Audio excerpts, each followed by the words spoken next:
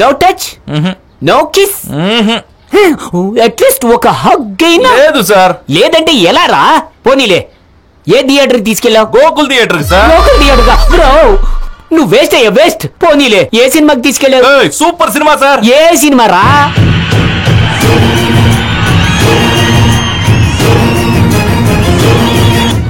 ఓమా, అయ్యయ్యో రే, ఓం సినిమా చూస్తే ప్రెగ్నెంట్ అయిన లేడీకి డెలివరీ అవుతుందిరా. నీ తలకాయలా లవ్ చేస్తున్నావురా. నాన్సెన్స్ బ్రో, వీడి స్టూపిడ్ అనాలి. వీడి తల ఎక్కడి నుంచి తీసుకొచ్చావురా ఈ వేస్ట్ గాడిని? టైం అంతా వేస్ట్ చేశాడు, టైం అంతా వేస్ట్ చేశాడు. ఎక్కడ ఐడిలో మన పని అయ్యేంత వరకు ఊరుకోరా, తర్వాత సారీ చెప్తున్నాడు సార్. సరే సరే సరే, సారీ చెప్పాడు కదా. పాయింట్ నెంబర్ 1 మట్టి కొట్టుకొని పోయింది. Point number 2 sharing. ఇదైనా చక్కగా చెయ్యి. అబద్ధం చెప్పాలి, అమ్మాయిని ఇంప్రెస్ చెయ్యాలి. తన భావాలను పంచుకోవాలి. ఏదైనా యూత్ సెంటర్ కి వెళ్ళాలి, తన్ని మెప్పించుకోవాలి. ఎలాగైనా ఎంగేజ్ చేసుకోవాలిరా.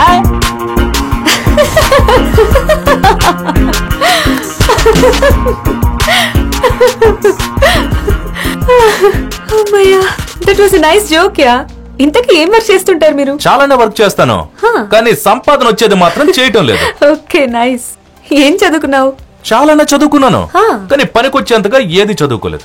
లైఫ్ లో ఖాళీగా కూర్చున్నావంటే ఐ గెస్ ఈ గ్యాప్ లో లవ్ అయి ఉండాలి. Do have any love stories? Actually ఒకే ఒక అమ్మాయి మీద 2 సార్లు లవ్ అయింది. ఫస్ట్ టైం తన ఇంట్లో డాన్స్ చేస్తుంటే చూస్తుండగానే చేతిలో ఉన్న కప్పు జారిపోయింది. కప్పే కదా జారిపడిపోయింది అనుకున్నా, నా మనసే జారిపోయింది. Love at first sight. Next time చిన్నపిల్లలతో టపాసులు కాలుస్తుంటే క్లోజ్అప్ లో తన ఫేస్ రివీల్ అయింది. చూస్తుండగానే చిచ్చుబుడ్డి ఆగిపోయింది చిచ్చుబుడ్డి అనుకున్నాను.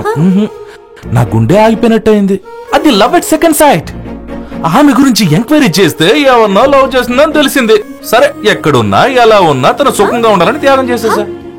వదులుకున్నావా నువ్వా? నిన్ను చూస్తేనే ఎత్తుకల టైప్ లా ఉన్నావు.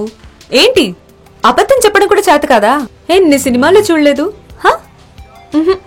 నేను చెప్తాను విను. యాక్చువల్లీ నాకు ఒకే అబ్బాయి మీద 2 సార్లు లవ్ అయింది. రామనవమి రోజున ఒక తాత మెట్లెక్కబోయి కాల్ జారి కింద పడబోతుంది.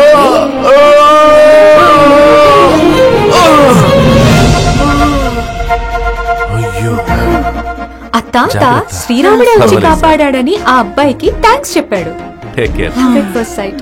ఆ అబ్బాయి స్పీడ్ ఇష్టమైంది నాకు. దేవుడికి దండం పెట్టి బయటకు వచ్చేసరికి అదే తాతకి బుర్రబుద్ధి ఉందా? వయసు పెరిగింది కానీ బుద్ధి లేదా? ఇక్కడ చెప్పులు పెడతావు, నా పని లేదా? ఏం పని అనుకున్నావు? నా గురించి నీకు తెలియదు కొట్టానంటే మూసుకొని పోవా. చాలా మంది అబ్బాయిలు చూసా, అయితే ఎందుకు ఎవ్వరూ అంత ఇంట్రెస్టింగ్ గా అనిపించలేదు. దేవుడు సర్కిల్లో యూటర్న్ కొట్టించి మళ్ళీ అక్కడికే తెచ్చి నిలబెట్టాడు. ఎందుకు సింక్ అవడం లేదే? చందు,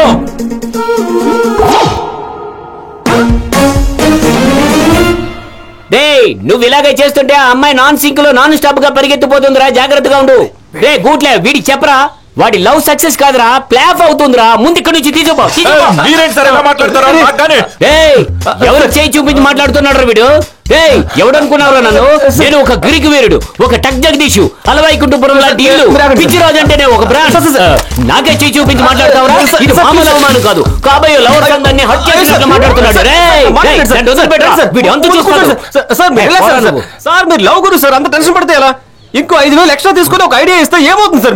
ఇష్టం వచ్చినట్లు వాగుతున్నాడు వాడు. 5,000 కాదు 20,000 ఇస్తానంటే నేను చెప్తాను. ఓకే 20,000. ముందు కామ్గా ఉండు. 20,000 ఓకే సార్, రండి sir. Compromise. Point number 3 shopping. తను అడిగిందల్లా కొనివు.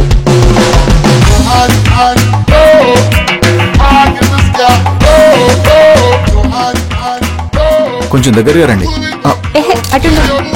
వచ్చాడు చూడండి సార్.